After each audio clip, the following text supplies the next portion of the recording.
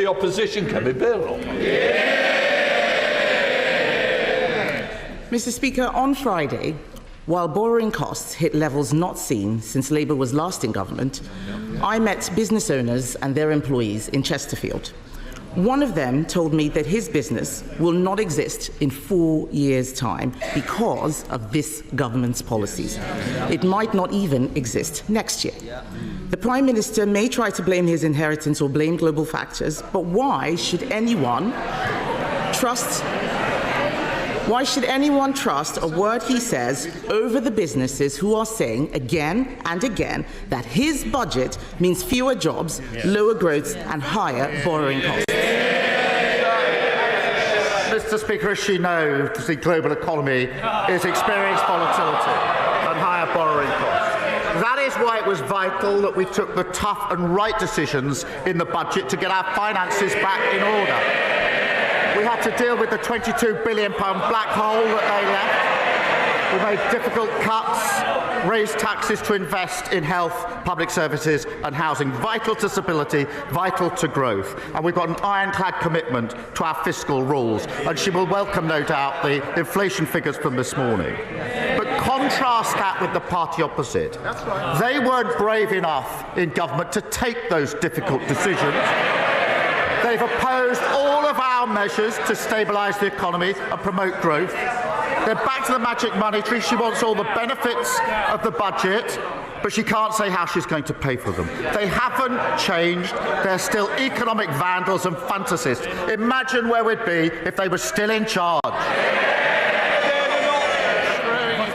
Mr. Speaker, just today, the British Retail Consortium says 2/3 of businesses will have to raise prices to cope with his tax hike.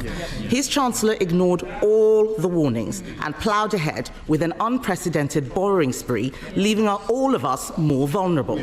Now we have businesses saying they will raise prices to cover his jobs tax. We have an energy policy that will drive up bills, and all the while we are spending more day to day on debt interest than we do on schools and universities. The Prime Minister refused to repeat his Chancellor's promise that she wouldn't come back for more. Will he now rule out any new tax rises this year? Prime Minister. Mr. Speaker, we took the right and difficult decisions at the budget. Decisions that they did not have the courage to take, which left us in the mess in the first place. When it comes to tax, she knows very well the limits of what I can say from this dispatch box, but we have an ironclad commitment to our fiscal rules. We can't just tax our way out of the problems that they left us, which is why we put in place tough. They were howling at the spending decisions. They wouldn't take them, and we'll stick to those spending decisions. And our focus is absolutely on growth. But their record, they flatlined the economy. They flatlined the economy. A mini budget that crashed the economy. Worst cost of living crisis in living history, and they left a £22 billion black hole. Not taking lessons from them on the economy. Mr. Speaker, the Prime Minister knows very well the OBR found no such black hole. And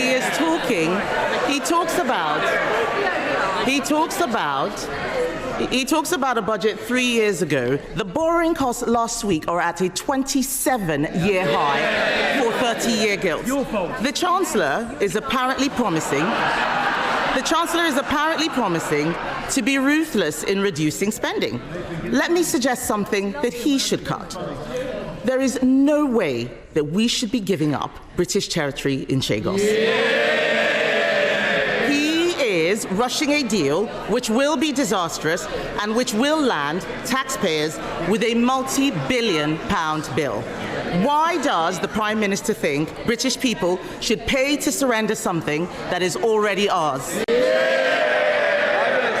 Mr. Speaker, we inherited a situation where the long-term operation of a vital military base was under threat because of legal challenges. The negotiations were started under the last government. the then Foreign Secretary came to this House to say why he was starting negotiations and what he wanted to achieve. And he said the aim was to, quote, ensure the continued effective operation of the base. That is precisely what this deal has delivered.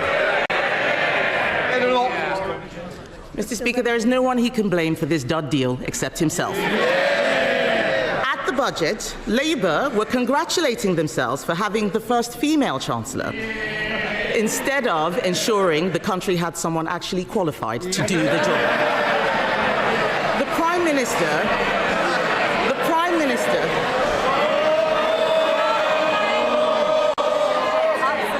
I want to hear. Sorry. I want to hear the Leader of the Opposition. Mr. Speaker, the Prime Minister claims he has full confidence in the Chancellor, but the markets clearly do not. Yesterday, the Chancellor repeated her promise to have just one budget per year to provide businesses with certainty. The talk in the city is that she can't meet her fiscal rules, and there will need to be an emergency budget. So does the Prime Minister stand by the Chancellor's commitment that there will be only one budget this year? Prime Minister. She'll be pleased to know the Chancellor will be in place for many, many years to come. She'll outstrip them. Mr. Speaker, if we all thought the politics was about cheap points, I could criticise their chancellors, but I don't have enough time to go through all of the chancellors that they had. We have one budget, that's what we're committed to, strong fiscal rules, and we'll stick to them, unlike the party opposite. Mr. Speaker, at a time of turmoil in the markets, the Prime Minister was distracted by the crisis around the former City Minister. What does it tell us about his judgment that yesterday he said he was saddened that his close friend resigned? This was an anti-corruption minister under criminal investigation for corruption. Mohammed Yunus, the Nobel Prize winner advising Bangladesh, said London properties gifted to the former city minister may be proceeds of robbery. So, will the Prime Minister offer Bangladesh the full support of our National Crime Agency in ensuring that any properties bought with stolen funds are properly investigated? Prime Minister. Mr. Speaker, the former city minister referred herself the independent advisor. He found, as she well knows, there was no breach of the code.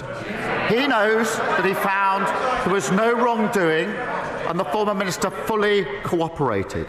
She referred herself a week ago Monday. I got the report yesterday, and she resigned yesterday afternoon. Compare that with the shadow foreign secretary, who breached the ministerial code. Her predecessor, Batu, ignored it. It was the advisor that then had to resign because he wasn't taken seriously, and she's now serving the leader of the opposition. What a contrast. Thank God the British public chucked them out. Mr. Speaker, he did not answer the question about the National Crime Agency.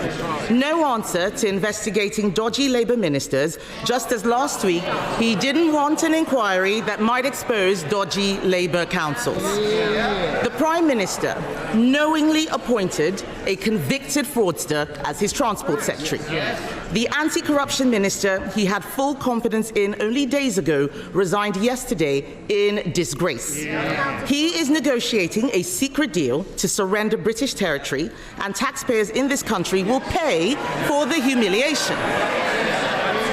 Now it turns out his government may write a cheque to compensate Jerry Adams. This is shameful. We left him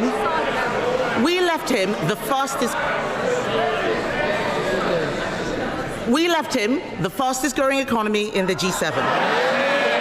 In just 6 months, under his leadership, it's been taxes up, borrowing up, mortgage rates up, and that's not all. Business confidence is down, jobs are down, growth is down. Can the country afford 4 more years of his terrible judgment? Mr. Speaker, among that barrage of complete nonsense, there is one point that I need to address, because it's the Legacy Act, and it will be of real interest across the House. That Act was unfit because, or not least because, it gave immunity to hundreds of terrorists and wasn't supported by victims in Northern Ireland, nor, I believe, by any of the political parties in Northern Ireland. The court found it unlawful. We will put in place this is a serious point, we will put in place a better framework. We're working on a draft remedial order and replacement legislation, and we will look at every conceivable way to prevent these types of cases claiming damages, and it's important I say that on the record. But as for her claim and her nonsense, they crashed the economy. Mr. Speaker, I got a letter this week from a Tory voter in a Labour seat. I hope they don't mind me saying who it was. It was Liz Truss. Mr. Speaker, it wasn't written in green ink, but it might as well have been. She was complaining that saying she'd crashed the economy was damaging her reputation. It was actually crashing the economy that damaged her reputation. Mr. Speaker, what have we heard? All they've got is complaining. No defence for their sorry record. They don't even acknowledge it. No ideas, no policy. They're like a blank piece of paper, blowing hopelessly in the wind. No wonder the country put them in the bin.